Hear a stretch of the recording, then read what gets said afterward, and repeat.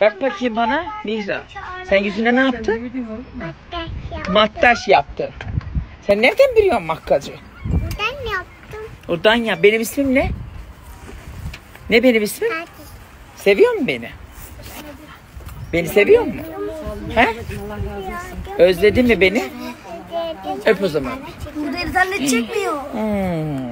Bıraktın evin anasını ağlatacak da Burada bak. internet çekmiyor. Niye çekmiyor? Ayda Ormanı mı burası?